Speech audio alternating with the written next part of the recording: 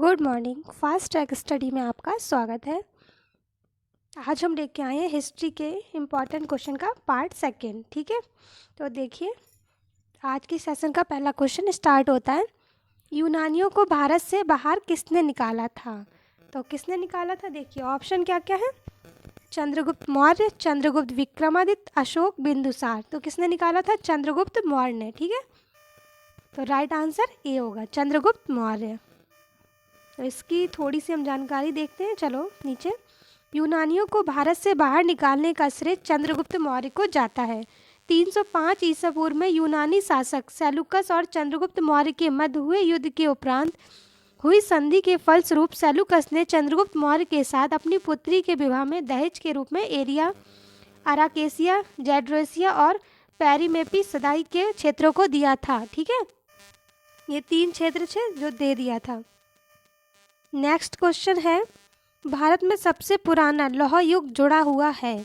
तो किससे जुड़ा हुआ है? देखिए, चित्रित धूसर मृत भांडों के साथ, काले और लाल मृत भांडों के साथ, गेरू रंग के मृत भांडों के साथ, ओसीपी उत्तरी काली पॉलिश वाले मृत भांडों के साथ। किसके साथ जुड़ा है? तो देखिए चित्रित धूसर मृत भांडों के साथ। ए ऑप्शन एकदम सही है। ठीक है, चलो नीचे थोड़ी जानकारी प्राप्त करते हैं। लोहे की प्राचीनता संबंधी साहित्यिक उल्लेखों की पुष्टि पुरातात्विक प्रमाणों से भी हो जाती है। अहिच्छत्र, अतरंजी खेड़ा, आलमगीरपुरा, मथुरा, रोपड़, श्रावस्ती आदि स्थलों से लौह युगीन संस्कृति के अवशेष प्राप्त हुए हैं। इस काल के लोग एक विशिष्ट प्रकार के बर्तन का प्रयोग करते थे जिसे चित्रित धूसर मृदभांड कहा जाता था। तो जो एक विशेष प्रकार के बर्तन थे उन्हें ही हम कहते थे चित्रित धूसर मृदभांड। ठीक है, नेक्स्ट क्वेश्चन है, गौतम बुद्ध का जन्म स्थान था। तो देखिए गौतम बुद्ध का जन्म स्थान क्या था? कुशीनगर, सारनाथ, बोधगया, लुम्बिनी। तो क्या था? लुम्बिनी में हुआ था गौतम बुद्ध का जन्म। कहाँ हुआ था? लुम्बिनी में। D option. इसकी डिटेल पढ़ते हैं थोड़ा सा। गौतम बुद्ध का जन्म कौन से सन में हुआ था? 563 ईसा पूर्व में। ठीक है, लुम्बिनी नामक स्थान पर हुआ था। इनके बचपन का नाम सिद्धार्थ था। इन्होंने बौद्ध धर्म की स्थापना की। इन्हें एशिया का ज्योतिपुंज भी कहा जाता है। ये इंपॉर्टेंट है। एशिया का ज्योतिपुंज किसे कहते हैं? गौतम बुद्ध को। बुद्ध के गृह त्याग की घटना को बौद्ध धर्म में महाभिनिष्क्रमण कहा गया तथा इनकी मृत्यु को महापरिनिर्वाण कहा गया। जातक में बुद्ध के पूर्व जन्मों की कहानी संकलित है। ठीक है, नेक्स्ट क्वेश्चन है, वैदिक आर्यों का प्रमुख भोजन था। तो देखिए प्रमुख भोजन क्या था? जौ और चावल, दूध और इसके उत्पाद, चावल और दालें, सब्जियां और फल। तो क्या था? दूध और इसके उत्पाद। बी ऑप्शन सही है, दूध और इसके उत्पाद। तो नीचे थोड़ा जानकारी देखते हैं। वैदिक आर्यों के भोजन में दूध, घी, दही आदि का प्रमुख महत्व था। ऋग्वेद में दूध में यव यानी कि जौ डालकर खीर, पकोदन तथा दही में बनने वाले पनीर का उल्लेख मिलता था। जौ के सत्तू को दही में डालकर करम्ब नामक भोज्य पदार्थ तैयार किया जाता था। ठीक है, ऋग्वेद में चावल और नमक का उल्लेख नहीं था। नेक्स्ट क्वेश्चन है, इतिहास के आरंभिक काल को निम्नलिखित में से कहा जाता है। तो देखिए इतिहास के आरंभिक काल को क्या कहते थे हम? ऑप्शन देखिए, पुरा पाषाण काल, मध्य पाषाण काल, लघु पाषाण काल, नव पाषाण काल। तो क्या कहते थे? आप सब लोग जानते होंगे, पुरा पाषाण काल। क्या कहते थे? पुरा पाषाण काल। तो थोड़ी जानकारी पढ़ते हैं। जिस काल का कोई लिखित साक्ष्य नहीं मिलता उसे प्रागैतिहासिक काल कहते हैं। जिसका कोई लिखित साक्ष्य नहीं है उसे प्रागैतिहासिक काल कहते हैं। प्रागैतिहासिक काल के अंतर्गत पाषाणकालीन सभ्यता आती है। उपकरणों की भिन्नता के आधार पर संपूर्ण पाषाण युगीन संस्कृति को 3 मुख्य चरणों में विभाजित किया गया है। कौन कौन से चरण थे? पुरा पाषाण काल, मध्य पाषाण काल, नव पाषाण काल। ठीक है, 3 थे।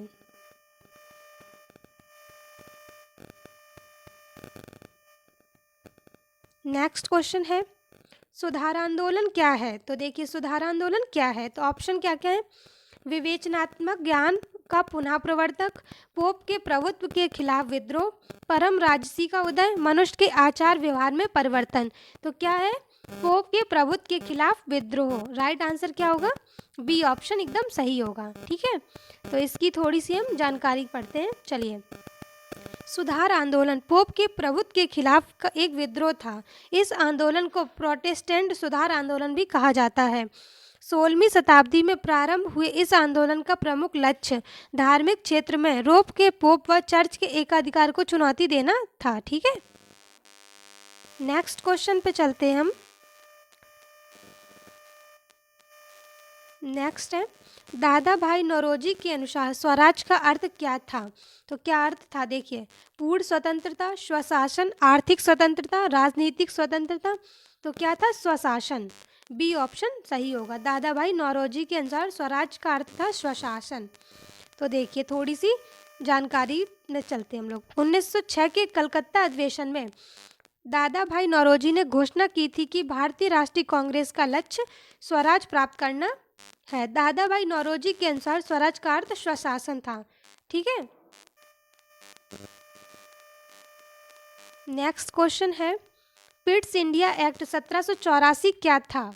तो देखिए क्या था, ऑप्शन क्या क्या है? अध्यादेश, संकल्प, श्वेत पत्र, इनमें से कोई नहीं। तो क्या था? इनमें से कोई नहीं ऑप्शन होगा। ठीक है, अध्यादेश नहीं था, संकल्प नहीं था। ठीक है, तो चलो नीचे चलते हैं थोड़ा सा।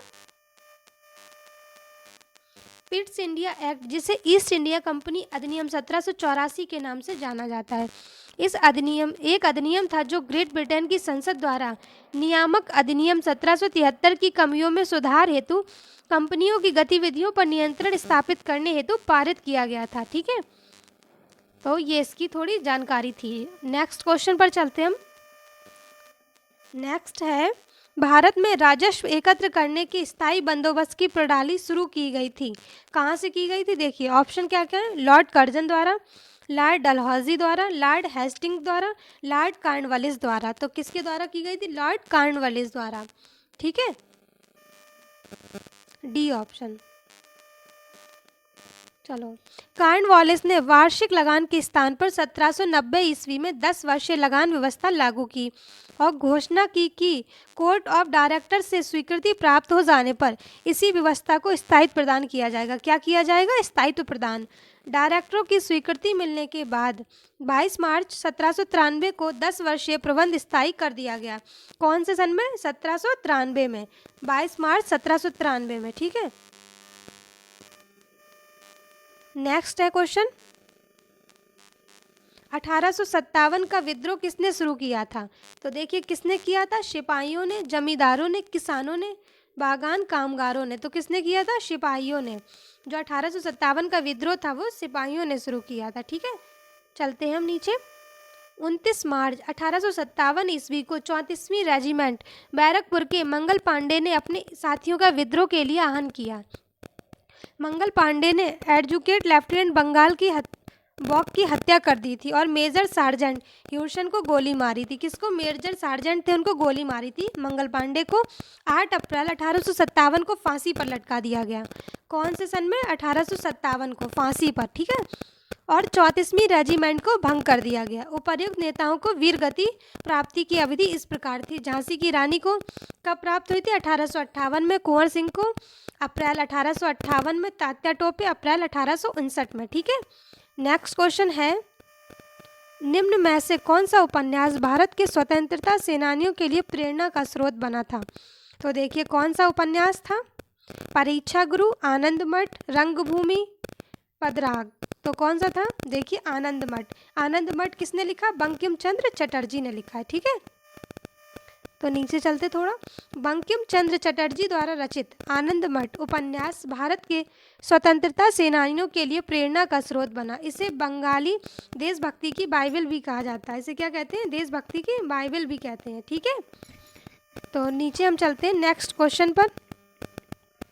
नेक्स्ट क्वेश्चन है हमारा, the Indian war of independence नामक पुस्तक के लेखक कौन थे? तो देखिए, कौन थे? The Indian war of independence. तो ऑप्शन क्या क्या है? कृष्ण वर्मा, मैडम कामा, मैडम भीकाजी कामा, इनका पूरा नाम था शायद, बीजी तिलक, बीडी सावरकर। तो कौन थे? बीडी सावरकर। ये याद रखना आप लोग। The Indian war of independence पुस्तक वीडी सावरकर की है। ठीक है, नेक्स्ट क्वेश्चन पर हम चलते हैं। आर्य समाज के संस्थापक कौन थे? तो देखिए, आर्य समाज की स्थापना किसने की थी? ऑप्शन क्या क्या, एनी बेसेंट, राजा राममोहन राय, दयानंद सरस्वती, विवेकानंद। तो किसने की थी आर्य समाज की? स्वामी दयानंद सरस्वती ने की थी। ठीक है,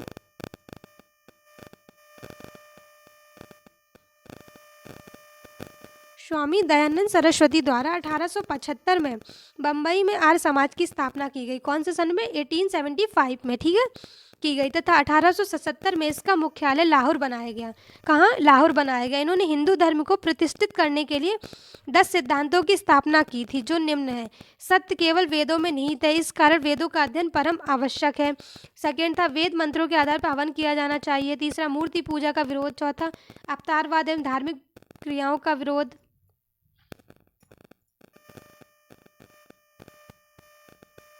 कर्म सिद्धांत एवं आवागमन सिद्धांत का समर्थक। निराकार ईश्वर की एकता में विश्वास। स्त्री शिक्षा में विश्वास। विशेष परिस्थितियों में विधवा विवाह की स्वीकृति। बाल विवाह एवं बहु विवाह का विरोध। हिंदी तथा संस्कृत भाषा का प्रचार। नेक्स्ट है अकाल तख्त का निर्माण किया था। तो किसने किया था? देखिए, गुरु रामदास, गुरु तेग बहादुर, गुरु हरगोविंद, गुरु नानक ने। तो किसने किया था? गुरु हरगोविंद ने। ठीक है, नीचे चलते हैं। सिखों के छठवें गुरु गुरु हरगोविंद ने अकाल तख्त की स्थापना की थी तथा उन्होंने सिखों को एक लड़ाकू जाति में बदला। उन्होंने अमृतसर की रक्षा हेतु लोहगढ़ किले का निर्माण भी कराया था। कौन सा किला था? लोहगढ़ किले का। ठीक है, नेक्स्ट क्वेश्चन है, निम्न में से कौन सा भारत आने वाला पहला अंग्रेजी जहाज है? तो देखिए, पहला अंग्रेजी जहाज है एलिजाबेथ, बंगाल, रेड ड्रैगन, मैफ्लावर। तो कौन था? Red dragon. राइट आंसर होगा सी, रेड ड्रैगन। नेक्स्ट थोड़ी डिटेल जान देते हैं पहले हम। कैप्टन हॉकिंस के नेतृत्व में हेक्टर नामक पहला अंग्रेजी जहाज 1608 ईस्वी में सूरत के बंदरगाह पर आकर रुका था तथा हॉकिंस ही वह प्रथम अंग्रेज व्यक्ति था जिसने समुद्री मार्ग से भारत की भूमि पर कदम रखा था। हॉकिंस ने, किसने रखा था? हॉकिंस था जिसने समुद्री मार्ग से भारत पर कदम रखा था। दिए गए विकल्पों में हेक्टर नहीं है तथा रेड ड्रैगन उसी जहाज बेड़े में शामिल था जिसमें हेक्टर जहाज था। अतः राइट आंसर होगा सी, जो सही था हमारा। नेक्स्ट है, निम्नलिखित में से किसके शासनकाल के दौरान भारत में 1 रुपए का सिक्का टकसलित मिंट किया गया था? तो देखिए, कौन था? बाबर, शेरशाह सूरी, अकबर, औरंगजेब। तो राइट आंसर क्या होगा? शेरशाह सूरी के समय। ठीक है, जिसे शेर खां भी कहते हैं हम। शेरशाह सूरी के शासनकाल में भारत में 1 रुपए का सिक्का ढाला गया था। शेरशाह की मुद्रा व्यवस्था अत्यंत विकसित थी। उसने पुराने घिसे पिटे सिक्कों के स्थान पर शुरू में चांदी का रुपया 180 ग्रेन और तांबे का दाम 380 ग्रेन चलाया। शेरशाह के समय 23 टकसालें थी। शेरशाह के सिक्कों पर शेरशाह का नाम और पद अरबी या नागरी लिपि में अंकित होता था। ठीक है, नेक्स्ट है, भारत का प्रमुख मुगल बादशाह कौन था? तो देखिए, कौन था? शाहजहां, हुमायूं, बाबर, अकबर। तो कौन था? बाबर। भारत का जो प्रमुख प्रथम मुगल बादशाह था वो बाबर था। ठीक है, प्रथम, भारत का प्रथम मुगल बादशाह बाबर था। इसने पानीपत के प्रथम युद्ध 1526 में इब्राहिम लोदी को पराजित कर मुगल साम्राज्य की नींव डाली थी। किसको पराजित कर दिया था? इब्राहिम लोदी को हरा दिया था बाबर ने। ठीक है, नेक्स्ट है, विजयनगर के शासकों ने प्रोत्साहित किया। तो किसको किया था? देखिए, ऑप्शन क्या क्या है? हिंदी, मराठी और संस्कृत को, मलयालम, तमिल और संस्कृत को, तमिल, तेलुगु और संस्कृत को, तेलुगु, उर्दू और संस्कृत को। किसको किया था? तमिल, तेलुगु और संस्कृत को। ठीक है, विजयनगर के शासकों ने तमिल, तेलुगु और संस्कृत।